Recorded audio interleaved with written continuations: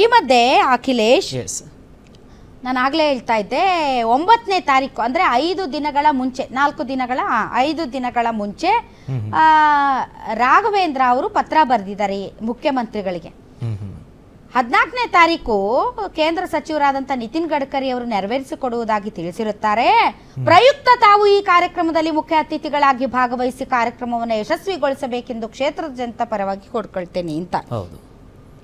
So 5 ದಿನದ ಮುಂಚೆನೆ ಇಂಡಿ ಕಾರ್ಯಕ್ರಮ ಫಿಕ್ಸ್ ಆಗಿತ್ತು ಮೊದಲೇ, ಗೊತ್ತು ಎಲ್ಲರಿಗೂ, ಇಡೀ ರಾಜ್ಯಕ್ಕೆ ಗೊತ್ತು.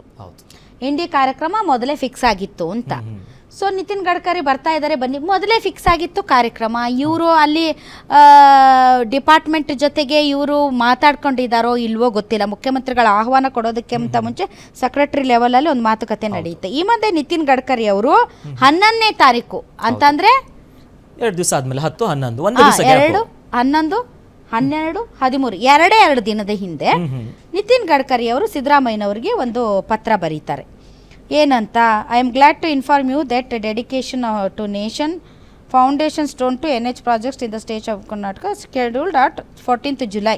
I request you to kindly grace the above occasion and preside over the above programme ಅಂತ 2 ದಿನದ ಮುಂಚೆ ಇವರು ಯಾರು ಗಡ್ಕರಿ ಅವರು ಪತ್ರ ಬರೆದಿದ್ದಾರೆ. ಅದಕ್ಕೇನೋ ಮುಖ್ಯಮಂತ್ರಿಗಳು ಮತ್ತೆ ಕಾಲ್ ಮಾಡಿ ಅವ್ರ ಜೊತೆ ಮಾತಾಡಿ, ಈ ಥರ ಕಾರ್ಯಕ್ರಮ ಇದೆ ಇಂಡಿಯಲ್ಲಿ ಕಾರ್ಯಕ್ರಮ, ಸೊ ನಾನು ಬರೋದು ಕಷ್ಟ ಆಗ್ಬೋದು ಅಂತ. ಅದಕ್ಕೆ ನಿತಿನ್ ಗಡ್ಕರಿ ಅವರು ಇಲ್ಲ, ವರ್ಚುವಲ್ ಆಗಿ ನೀವು ವಿಡಿಯೋ ಕಾನ್ಫರೆನ್ಸ್ ಮೂಲಕ ನೀವು ಉಪಸ್ಥಿತರಿರಲಿ ಅಂತ ಹೇಳಿದ್ರಂತೆ.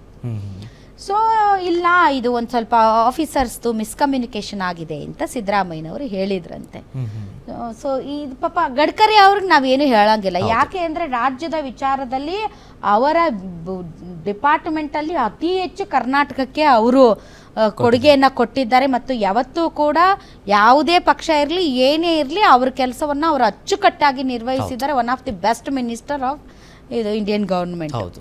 ಸೊ ಹಾಗಾಗಿ ಗಡ್ಕರಿ ಅವ್ರ ಬಗ್ಗೆ ಯಾವುದೇ ರೀತಿಯಾದಂತಹ ಏನೂ ಇಲ್ಲ. ಆದರೆ officers and the same time Raghavendra ಅವರು ಇನ್ನೂ ಚೆನ್ನಾಗಿ ಈ ವಿಚಾರದಲ್ಲಿ ಹ್ಯಾಂಡಲ್ ಮಾಡ್ಬೋದಾಗಿತ್ತು ಅಂತ ಅನ್ಸುತ್ತೆ. ಅದರ್ವೈಸ್ ನಮ್ಮದೇ ಕಾರ್ಯಕ್ರಮ ಆಗಬೇಕು, ಯಡಿಯೂರಪ್ಪನವರೇ ಇರಬೇಕು, ಯಡಿಯೂರಪ್ಪನವರೇ ಮುಖ್ಯಮಂತ್ರಿ ಆಗಿದ್ದಾರೆ, ಯಡಿಯೂರಪ್ಪನವರಿಂದಲೇ ಅನ್ನುವಂತಹ ಮೈಂಡ್ಸೆಟ್ಟಲ್ಲಿ ರಾಘವೇಂದ್ರ ಅವರು ಇದ್ದಾರೆ, ನಾವೇನು ಮಾಡೋಕ್ಕಾಗಲ್ಲ.